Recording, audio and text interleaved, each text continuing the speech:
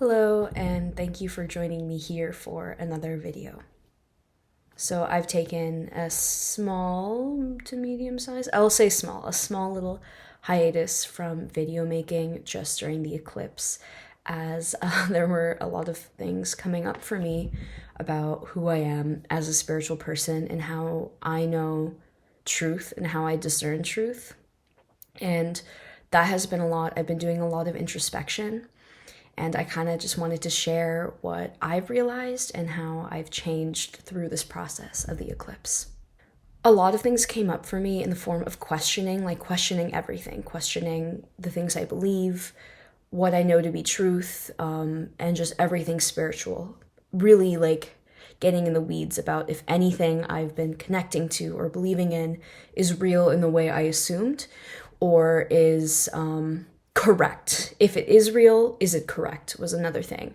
And that was, a lot. It was definitely really distressing, but really absolutely necessary because it brought up my own shadows, or I suppose shadows is the word for this. More so, it brought up my own blind spots in the ways I've been trying to connect spiritually. On this channel for a little while, I've been feeling really inauthentic about the way I've been going about creating content and connecting spiritually, not because I had ill intentions or because I was directly lying or pushing forward false information, but specifically because I felt like there was a specific way to be a spiritual person and I had to present myself in that specific way so that the way I communicated and mostly like the terms I would use felt really inauthentic to me because it felt like things other people were saying. Even though I was channeling, I was setting up a sacred space, I felt like something wasn't quite right.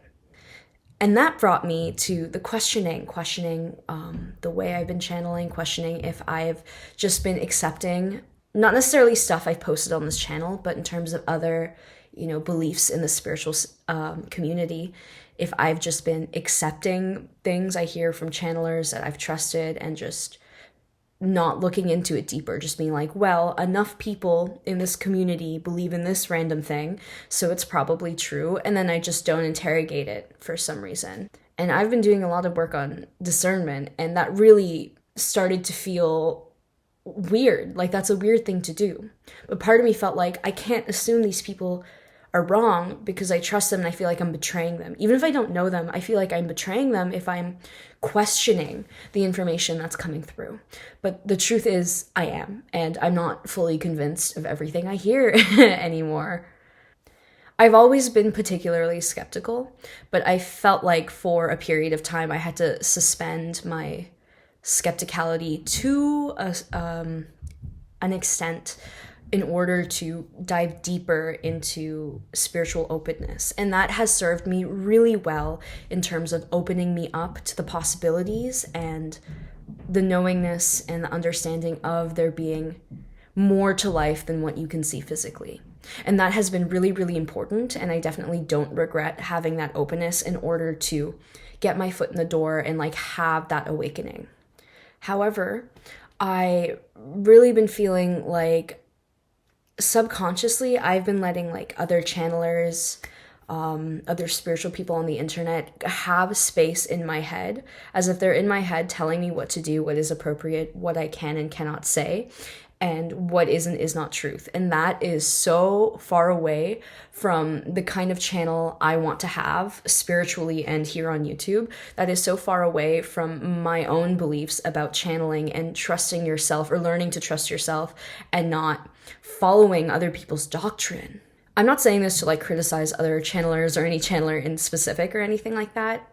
I'm not saying this with any vitriol or I've been lied to or anything like that. It's more just, it's kind of a blessing. I really didn't see how much I felt like I had to fit in even within this community of wackos and weirdos. And I have been really scared about speaking my truth, speaking what I channel, and it not being aligned or the same as what other people have had come through. Because I think it's important to think about, well, why is that happening if people are all channeling different things? As much as I believe in multiple truths, clearly something was lost in translation, and I think that's important to highlight. However, that doesn't mean that I show up here and inauthentically try to be like the starseed light language babe when that's not really who I am. And I still like, for lack of better words, light language, soul language. I feel power in that. I feel magic in that. I feel like we can channel frequency through many different forms, and one of those forms is through sound. And we are humans. We have voices, generally speaking, so channeling frequency through sound, through voices, through tongues makes sense to me. So I still vibe with that, but there's been terms in the spiritual community that I've done some research on that I will not get into in depth in this video that I realized I don't think I want to use, and I've never fully liked. It was the easiest way to connect with other spiritual people, so I adopted these terms, and I'm realizing now not super interested in that.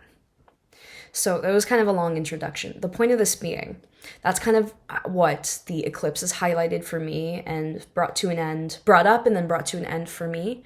And I realize I need to kind of take ownership of this channel as something that is mine, okay? As something that is authentically mine, as my way to communicate and share my knowledge that I learned, authentically, the way I do it authentically, with people who resonate. So yeah, if you've been here, thank you for watching this far, and thank you for enjoying my videos. I don't think I'll stop making like meditations and things of that nature. It's more just, I feel like this is marking a shift in me trusting myself and channeling things in a way that's authentic to me, and I genuinely feel like it's truth. Before I end this video, I was talking about this with a good friend of mine, Danny, I've mentioned on this channel before, and she asked me, well, if you could restart your channel and do it all over again, what would be your first video? And I said, an introduction. I want to tell people who I am, really authentically. So there's really no reason why I can't do that now. So thank you for getting this far. And yeah, I'm just going to get into a little introduction or a reintroduction to who I am. Hi, I'm Hiba. I've been interested in witchcraft and spirituality in its many forms ever since I was a kid. It's always been something that's drawn me closer. Anything spooky, anything mysterious, magical. Not even in a dark sense necessarily, but just all of it. Anything occult, I was always really interested in as a kid. However, I never felt like I was a psychic kid. Like, I didn't have ghost experiences. I didn't have sleep paralysis. I didn't have imaginary friends, who were like spirit guides or anything like that. I was just always really interested in this stuff. Only later in my life in high school did I start getting angel rings, like a high frequency pitch in one or both ears. Usually it's just one ear for me. And that didn't really shake up my world. I was kind of like, oh, an angel ring, and then continued working on my homework or whatever I was doing, watching YouTube probably, until university. At this point, I was getting really into tarot. I really liked divination. I loved, I don't really do this anymore, but I used to watch tarot readings on YouTube, and some of them felt like really, like they were actually talking to me. And I started doing tarot myself in high school, but maybe more seriously around this time in 2019, which was also when I had my first acid trip. And my last, where I had a great time. And then after that, it felt like my mind was opened to, I guess, way more forms of spiritual communication than I was aware of previously.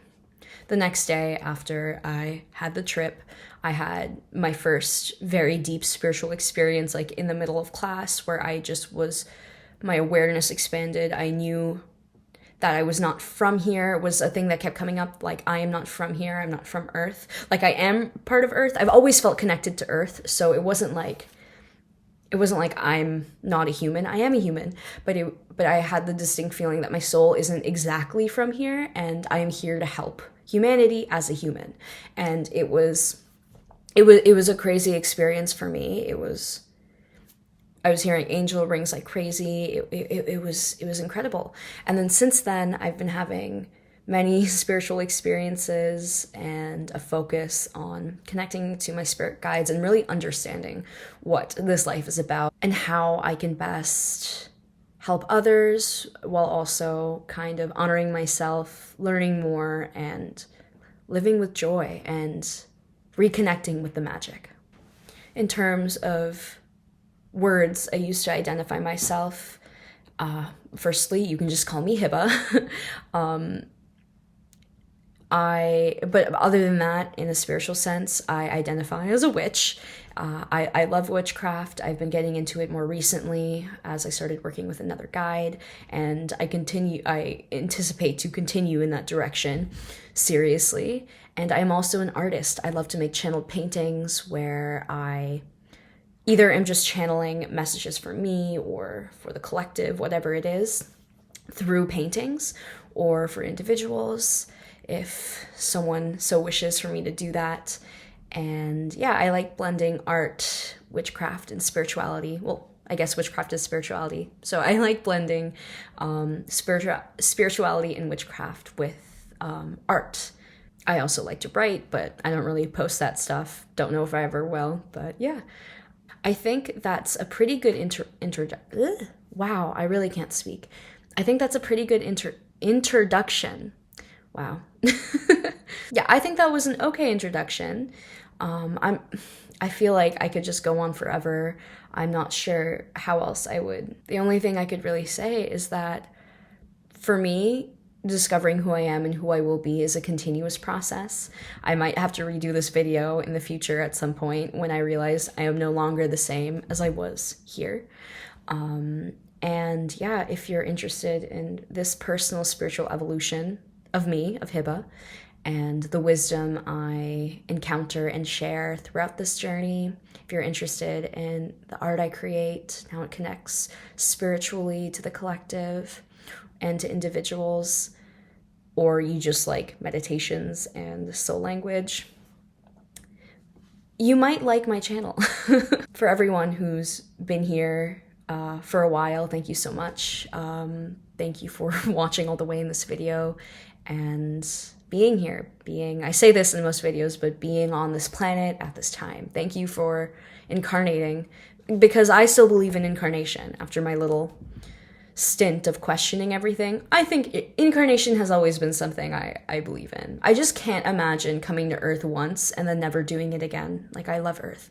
But yeah, thank you for being here. I'm excited to see what videos I come out with next. And yeah, thank you and goodbye, my friends.